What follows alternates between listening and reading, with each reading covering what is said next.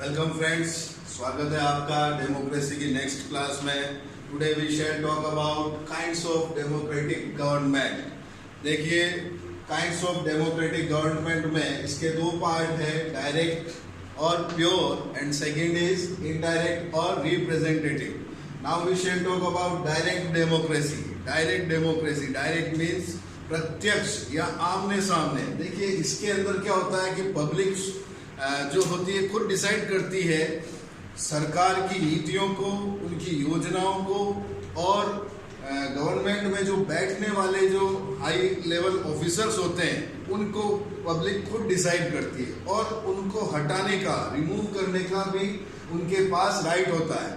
तो ऐसी जो गवर्नमेंट होती है, ये गवर्नमेंट, इसके जो एग्जाम्पल देखने के लिए मिलते हैं, ये एग्जाम्पल थे एंशिएंट ग्रीस के अंदर, प्राचीन यूनानी राज्यों में ये डायरेक्ट डेमोक्रेसी देखने को मिलती थी। और प्रेजेंट टाइम की यदि बात करें तो स्विट्जरलैंड एक देश है जहाँ के 5 कैंटनों में या 5 प्रांतों में ऐसी व्यवस्था या ऐसा अरेंजमेंट अभी है।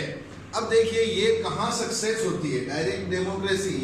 ये सक्सेस होती है छोटे राज्यों में, छोटे स्टेट या छोटे जो कंट्रीज होते हैं जहाँ की पॉपुलेशन ज़्यादा नहीं होती, कम होती है। तो वहाँ के ही सिटीजन्स इस तरह के डिसीजन ले सकते हैं कि हमें गवर्नमेंट में किसको बैठाना है, हमारी क्या पॉलिसीज होनी चाहिए, और हमारे क्या जो हाई लेवल ऑफिसर होते हैं उनको कैसा होना चाहिए, और हमारे प्रति उनका जो डेडिकेशन होना चाहिए, क्या वो सही है या गलत है, उसके अकॉर्डिंग वो डिसीजन लेते हैं। अब देखिए, हर्न शाह एक स्कॉलर हुए हैं, ये कहते हैं its actual meaning democratic government is such government in which the entire public directly or indirectly with or without representative uses the power of governance। कि हर्न शाह कहते हैं कि पब्लिक का एक छोटा भाग या बड़ा भाग जो डायरेक्ट या इनडायरेक्ट या सामने या अप्रत्यक्ष रूप से गवर्नमेंट का वही डिसीजन लेते हैं, ठीक है, और उनके ही हाथ में, पब्लिक के ही हाथ में शासन की सारी शक्तियां होती है, ठीक है। तो इसके एग्जाम्पल मैंने आपको बताई दिए। Now we shall talk about indirect democracy. Indirect democracy, देखिए, ये इनडायरेक्ट डेमोक्रेसी जिसे रिप्रेजेंटेटिव डेमोक्रेसी भी कहते हैं, ये डेमोक्रेसी इसके अंदर क्या होता है कि पब्लिक खुद शासन न संभाल कर या खुद नीतियां न बनाकर ये अपने रिप्रेजेंटेटिव को इलेक्ट करती है टाइम टू टाइम, यानी समय समय पर इसमें चुनाव होते हैं, और जो जनता होती है, पब्लिक होती है, वो स्वयं अपने रिप्रेजेंटेटिव प्रतिनिधियों को चुनती है जो उनका प्रतिनिधित्व करते हैं आगे शासन के अंदर।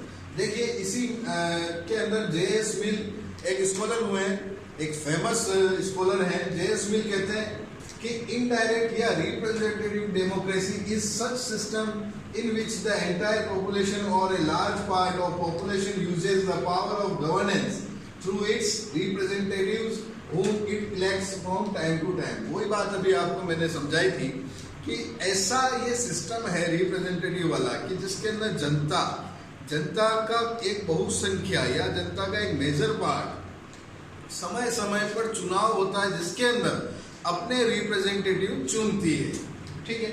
उसके बाद जो नेक्स्ट डेफिनेशन है डाइसी की, डाइसी कहते हैं democracy is that system of government in which most part of a nation is the ruler. कि डेमोक्रेसी एक ऐसी सरकार है, एक ऐसी गवर्नमेंट है जिसके अंदर पॉपुलेशन का एक बड़ा पार्ट, एक बहुसंख्या के अंदर जो जनता है वह शासन, देश में शासन स्थापित करती है, शासन करती है। फिर सीले कहते हैं democracy is that government in which every people have part. कि डेमोक्रेसी एक ऐसी सरकार है जिसके अंदर हर नागरिक या हर व्यक्ति हिस्सा लेता है और अपना जो चुनाव है या उस चुनाव में हिस्सा लेता है, ठीक है। और एक वर्ल्ड फेमस जो डेफिनेशन है डेमोक्रेसी की, आप लोग जानते होंगे इसकी, अब्राहम लिंकन अमेरिकी राष्ट्रपति थे, अमेरिकी प्रेसिडेंट थे। ये कहते हैं कि democracy is the system of the people for the people and by the people. कि डेमोक्रेसी एक ऐसा शासन तंत्र है जो जनता के लिए और जनता द्वारा ही शासन होता है, ठीक है। Now we shall talk about some characteristics of democracy. देखिए characteristics के अंदर सबसे पहला जो बात है रूल ऑफ द पीपल, कि भाई ये जनता का शासन है. सही है, डेमोक्रेसी हमारी इन डेफिनेशन से ही हमें पता चल रहा है कि जनता का शासन है, जनता ही इस डेमोक्रेसी में पार्ट लेती है. नेक्स्ट है कि rule established by the people, और जो रूल है, शासन है, ये भी जनता द्वारा स्थापित होता है, जनता के लिए होता है. ठीक. Now we shall talk about democracy is a source and not the means. Democracy is a source not the means. देखिए डेमोक्रेसी, लोकतंत्र एक साधन है न कि साध्य है. देखिए साधन और साध्य, साधन तो वो होता है जो हमें हमारा जो एम होता है वो प्राप्त करता है. लेकिन यहाँ अगर मैं इसकी बात करना चाहूँ तो काफ़ी लंबी बात हो जाएगी. तो इसके अंदर यही कहूँगा कि साध्य होना चाहिए जन कल्याण या पब्लिक वेलफेयर, यानी जो एम है वो होना चाहिए पब्लिक वेलफेयर, और जो मीन होना चाहिए, जो सोर्स होना चाहिए वो होना चाहिए democracy. Okay. Fourth point is government is responsible towards the people. कि गवर्नमेंट, सरकार जो होती है ये उत्तरदायी होती है, जिम्मेदार होती है जनता के प्रति, टुवर्ड्स द पीपल, जनता के प्रति. क्यों? क्योंकि जनता ने ही इस शासन को बनाया, इस सरकार को बनाया, और यदि अगर जनता संतुष्ट नहीं होगी तो नेक्स्ट जो इलेक्शन होगा उसके अंदर इस शासन व्यवस्था को या इस सरकार को दोबारा चांस नहीं मिलेगा. तो ऐसे इस सिस्टम के अंदर ऐसा ही होता है कि गवर्नमेंट रेस्पॉन्सिबल होती है towards the people. Next is democracy is a developing system of government. देखिए डेमोक्रेसी एक विकासशील शासन की प्रक्रिया है जिसके अंदर समाज के या राज्य के अति पिछड़े हुए व्यक्ति के हित के बारे में सोचा जाता है, उसके वेलफेयर के बारे में सोचा जाता है. तो ये कुछ इसकी कैरेक्टरिस्टिक्स थी. Now we shall talk about critical examination of democracy, जिसके अंदर हम कुछ मेरिट्स की बात कर लेते हैं, इसके गुण क्या होते हैं. देखिए सबसे पहले इसकी बात करें तो इंक्रीज इन पब्लिक वेलफेयर. देखिए increase in public welfare means सार्वजनिक हित में वृद्धि. सही है कि जनता द्वारा जो सरकार चुनी जाती है वो जब तक पब्लिक वेलफेयर की बात नहीं करेगी या पब्लिक का कल्याण नहीं करेगी तो उन्हें दोबारा चांस नहीं मिलेगा. फिर नेक्स्ट है efficient administration. Efficient administration means कार्य कुशल शासन. इसके अंदर ऐसा होता है कि जब जनता अपने प्रतिनिधियों को चुनती है तो प्रतिनिधि भी वो ही चुने जाते हैं जो अपने अपने फील्ड में अपने फील्ड में कुशल होते हैं, एक्सपीरियंस्ड होते हैं, और वो ही जो अन्य अधिकारी होते हैं गवर्नमेंट के उनकी नियुक्ति करते हैं जिससे जनता का काम अच्छी तरह से चल सके.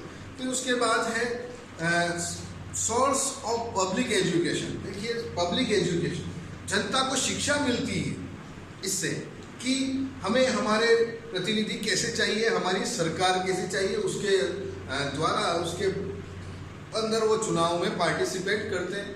फिर उसके बाद है सोर्स ऑफ एथिकल एजुकेशन.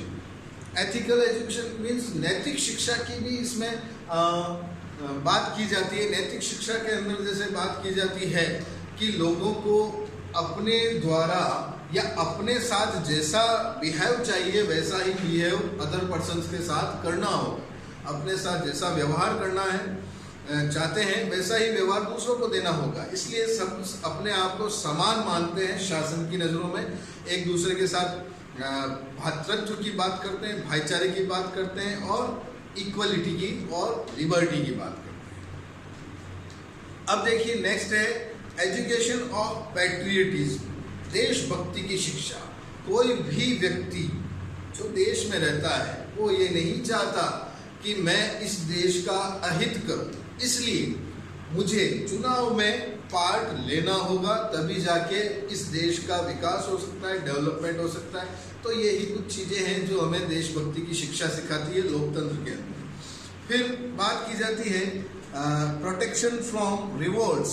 देखिए प्रोटेक्शन फ्रॉम रिवोल्ट्स मीन्स इसका मतलब होता है कि क्रांति से सुरक्षा. अब क्रांति से सुरक्षा कैसे होती है कि जो समय समय पर जो छोटे मोटे गुट बनाकर जो लोग धर्म के नाम पर, जाति के नाम पर और न जाने किन किन के अकॉर्डिंग छोटी मोटी रिवोल्ट्स करते हैं, उनका भी मतलब इसके अंदर सॉल्यूशन निकाला जाता है और जनता के हित में ही काम किया जाता है। फिर उसके बाद नेक्स्ट अगर बात करें तो wastage of public wealth and time, sorry, government based on that. Next point is seventh, government based on the notion of equality and freedom. देखिए सरकार जो होती है ये समानता और स्वतंत्रता पर आधारित होती है। क्यों? क्योंकि यदि सरकार ही पार्शलिटी करेगी, भेदभाव करेगी अपनी जनता के अंदर, तो जनता उस सरकार को दोबारा चांस नहीं देगी और ऐसी सरकार के अंदर ही जो जनता है एक रिलीफ फील करती है कि मुझे इस सरकार द्वारा, इस संविधान द्वारा समानता और स्वतंत्रता के अधिकार दिए गए। ठीक है, नेक्स्ट हम बात करें तो independent and impartial judiciary system की बात करें। देखिए जब तक लोकतांत्रिक शासन के अंदर जुडिशरी सिस्टम जो है यदि वो इंडिपेंडेंट और इम्पार्शियल नहीं होगा, तब तक एक ऑर्डिनरी पर्सन को सस्ता और सुलभ और आसान जस्टिस या न्याय नहीं मिल पाएगा। इसलिए सबसे ज़्यादा जरूरी है कि लोकतंत्र के अंदर स्वतंत्र और निष्पक्ष जुडिशरी सिस्टम की स्थापना की जाए, एस्टैब्लिशमेंट किया जाए। नेक्स्ट हम बात करें तो बिलीफ इन कॉन्स्टिट्यूशनलिज्म, संविधानवाद में विश्वास। देखिए संविधानवाद, देश की जनता का विश्वास होता है संविधान के अंदर और वह ये विश्वास करती है कि संविधान कभी भी किसी भी व्यक्ति के साथ किसी तरह का भेदभाव नहीं करेगा, चाहे वो धर्म के नाम पे हो, जाति के नाम पे हो, वर्ग के नाम पे हो, वर्ण के नाम पर हो या किसी भी बहस के आधार पर, जो नहीं होगा। इसलिए जनता का विश्वास होता है अपने देश के कॉन्स्टिट्यूशन के अंदर, संविधान के अंदर। तो ये तो कुछ इसके मेरिट्स थे। Now we shall talk about demerits. देखिए डीमेरिट्स के अंदर क्या बात कर सकते हैं कि